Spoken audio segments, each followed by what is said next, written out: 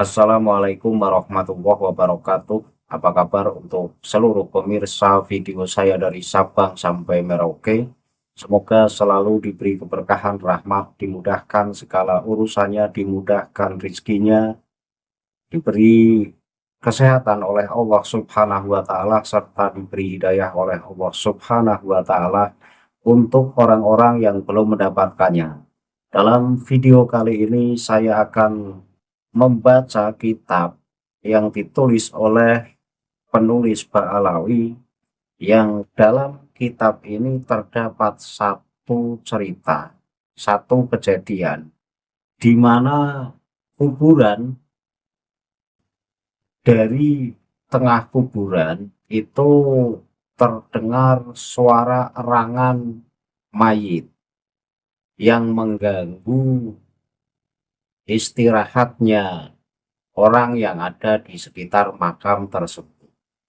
Sehingga dari erangan mayat yang terkubur di pekuburan tersebut, sehingga salah satu Habib ini mendatangi kuburan tersebut, kemudian dibacakan ayat Al-Quran, dan si mayit ini berterima kasih kepada Habib tersebut.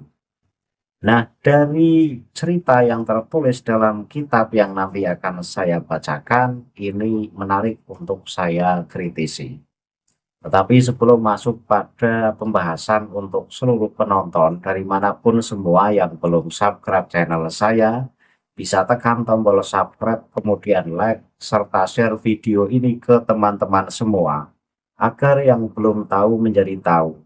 Yakinlah bahwa munculnya channel ini semata-mata untuk memberi edukasi kepada seluruh umat muslim di Indonesia agar tidak selalu terjerat oleh doktrin-doktrin sesat yang dilancarkan oleh golongan yang mengklaim dirinya sebagai cucu Rasul dengan mengatasnamakan agama.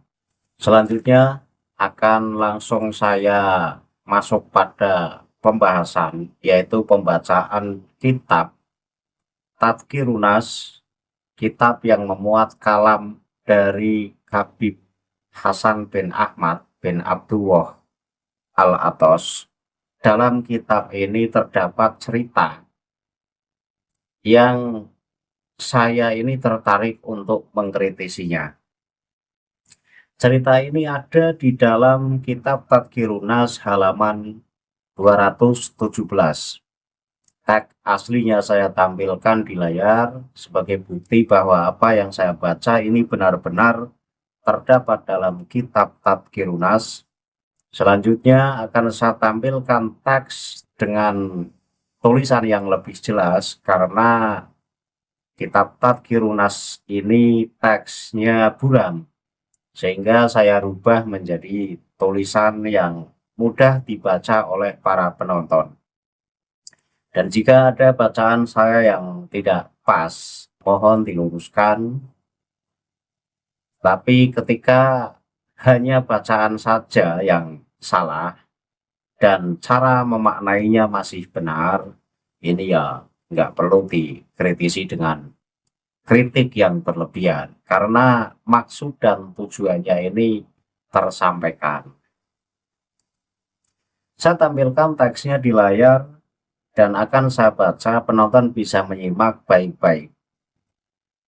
Walamma qadimal Habibu Umar bin Abdurrahmanil At-Tosi ila Haridota wa qoma biha kana bil makbaroti qabrun yusma umin sohibihi aninun mus'ijun bilaili fa amara khatimahu as-saykha aliya baros ayah ruja ilal qabri lidukuri wa yaqra'u alaihi surata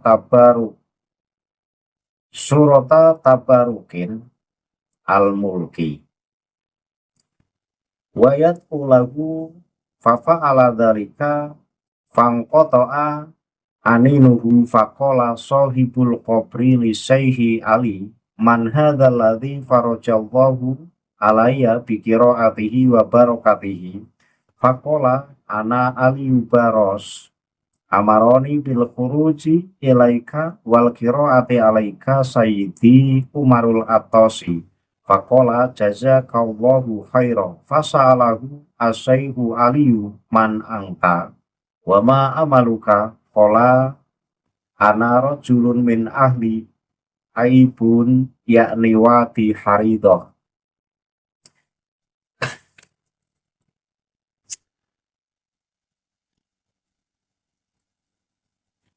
Jadi apa yang tertulis dalam kitab Tadhkirun Nas halaman 217 ini terdapat teks yang maknanya sebagai berikut. Ketika Habib Umar bin Abdurrahman Al-Atos ini datang ke Harido dan tinggal di sana, ini mendapati sebuah makam di tempat pemakaman tersebut yang dari pemiliknya ini terdengar erangan yang mengganggu di malam hari. Maka ia memerintahkan pembantunya yang bernama Syekh Ali Baros untuk pergi ke makam tersebut. Jadi makam tersebut adalah makam khusus pemakaman laki-laki. Nah, Syekh Ali Baros ini diperintah oleh Habib Umar bin Abdurrahman Al-Atos ke pemakaman yang di situ terdapat salah satu makam yang mengerang kesakitan itu di malam hari sehingga mengganggu warga di sekitarnya. Kemudian Syekh Ali Baros yang diperintah oleh Habib Umar bin Abdurrahman Al-Atos ini mendatangi makam tersebut kemudian membacakan surat Al-Mulk dan mendoakannya. Kemudian erangan dari dalam kubur itu berhenti setelah Syekh Ali Baros ini membacakan surat Al-Mulk dan juga mendoakannya. Kemudian si pemilik makam itu berkata kepada Syekh Ali, ini maksudnya berarti orang yang dimakamkan di makam tersebut, ini berkata kepada Syekh Ali, siapakah ini yang telah Allah sembuhkan dariku melalui bacaan dan berkahnya? Kemudian Syekh Ali menjawab, akulah Ali Baros. Habib Umar bin Abdurrahman Al-Atos memerintahkan saya untuk keluar menemui Anda dan membacakan untuk Anda, yaitu ayat Al-Quran yang berupa surat Al-Mulk dan juga mendoakannya. Kemudian Syekh Ali Baros itu bertanya kepada si mayit tersebut, Anda berasal dari mana dan apa pekerjaan Anda? Kemudian si mayit menjawab, saya berasal dari suku Aibun, yaitu Wati Harido. Ini kisah ini adalah kisah horor ya. Jadi Habib Umar ini datang ke kota Harido, tinggal di tempat tersebut yang di situ terdapat pemakaman khusus laki-laki. Nah, Habib Umar bin Abdurrahman Al-Atos ini mendengar erangan kesakitan dari salah satu orang yang dimakamkan di situ. Dan erangan ini terjadi di malam hari sehingga mengganggu Habib Umar bin Abdurrahman Al-Atos dan tentu mengganggu kepada orang lainnya. Mengganggu istirahat, perhatikan. Sehingga Habib Umar bin Abdurrahman ini memerintahkan pembantunya atau bisa disebut muridnya lah. Muridnya ini diperintah oleh Habib Umar yang bernama Syekh Ali Baros ini diperintah untuk mendatangi makam tersebut. Kemudian Syekh Ali Baros ini ngaji di situ, membaca surat Tabarok atau surat Al-Mulk. Kemudian setelah Habib atau Syekh Ali Baros ini ngaji di situ, erangan dari dalam kubur si mayit yang dikuburkan di situ itu berhenti erangannya. Nah kemudian si mayit ini tanya kepada Syekh Ali Baros, siapakah Anda yang telah menyembuhkan erangan saya dari bacaan Al-Quran Anda dan juga doa Anda? Kemudian dijawab oleh Syekh Ali, akulah Ali Baros yang diperintah oleh Habib Umar untuk mendatangi Anda. Kemudian si mayit menjawab, semoga Allah membalas kebaikan Anda. Ini cerita ini gimana ya? Jadi orang yang sudah meninggal, sudah dimakamkan di kuburan, kemudian malam-malam mengerang kesakitan, dan kesakitan itu tentu terdengar oleh orang yang masih hidup, sehingga dirasa erangan dari si mayit itu mengganggu orang yang ada di sekitar pemakaman tersebut. Sehingga Habib Umar ini memerintahkan muridnya yang bernama Syekh Ali Baros untuk mendatangi kuburan yang di situ terdapat salah satu mayit yang mengerang kesakitan. Nah, Syekh Ali itu mendatangi kuburan, itu ngaji. Di situ membaca surat Tabarok dan juga mendoakan si mayit yang mengerang tersebut. Kemudian setelah Syekh Ali ngaji di situ, mendoakan kepada si mayit, akhirnya erangan dari si mayit itu berhenti. Dan ini yang saya agak bingung. Si mayit ini kemudian tanya kepada Syekh Ali, Anda siapa? Yang datang mendoakan saya, yang datang membacakan Al-Quran kepada saya, sehingga dari doa dan bacaan Al-Quran Anda, barokahnya ini saya menjadi sembuh dari rasa sakitnya.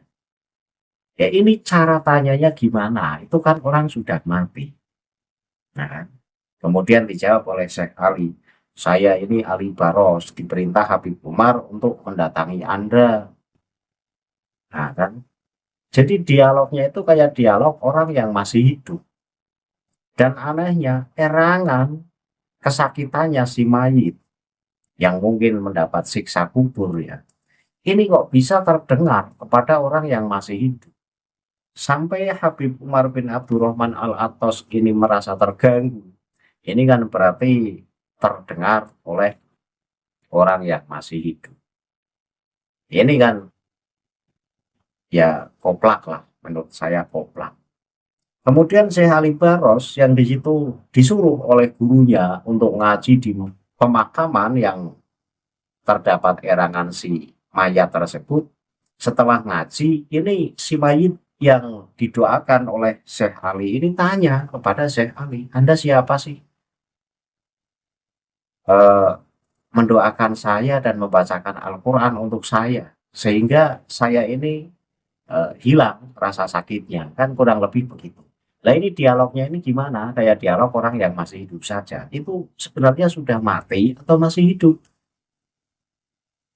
Dan cerita ini kan riwayatnya atau periwayatannya ini kan nggak jelas. Ujuk-ujuk atau tiba-tiba tertulis saja dalam kitab Tadkirunas. Cerita ini perawi pertamanya siapa, kemudian orang atau makam yang di situ mengerang itu pekuburan siapa, itu kan harusnya diperjelas lagi ceritanya. Sehingga seumpama hadis ini riwayat sanatnya ini mutasil, jadi nyambung. Riwayat sanatnya ini kan bisa dipercaya. Nah, kalau ujuk-ujuk tertulis dalam kitab Tadkirunas cerita semacam ini tanpa periwayatan yang jelas, ini kan kayak cerpen jadinya. Lah, ketika cerita yang ditulis dalam kitab Tadkirunas ini tak ubahnya cerpen, ya saya mau menolak atau mau menerima kan sah-sah saja. Saya menolak lah, karena ini kan cerita, dan cerita ini lebih masuk ke cerita horor. Ya orang sudah mati, di situ disiksa di dalam kubur, erangannya atau ceritanya ini terdengar kepada orang-orang di sekitar kuburan, sampai erangannya ini mengganggu orang-orang yang mau istirahat di malam hari. Nah ini kan konyolnya di situ. Sampai kemudian Habib Ali atau Syekh Ali ini disuruh gurunya yang bernama Habib Umar untuk mendatangi kuburan tersebut, disuruh ngaji dan mendoakan si mayit tersebut sehingga erangannya berhenti. Lah setelah erangannya berhenti, si mayit tanya kepada Syekh Ali, "Kamu siapa? Yang datang ke sini mendoakan saya, yang datang ke sini membacakan Al-Quran untuk saya, sehingga saya ini menjadi hilang rasa sakitnya." Ya ini kan dialognya itu gimana caranya? Dialognya itu gimana caranya? Kan itu sudah mati, yang hidupkan ruhnya. Cara dialognya, cara interaksinya itu gimana? Ya ini kan saya nggak habis pikir dengan cerita-cerita semacam ini. Dan cerita-cerita semacam ini ya hanya ada dalam kitab-kitab Ba'alawi.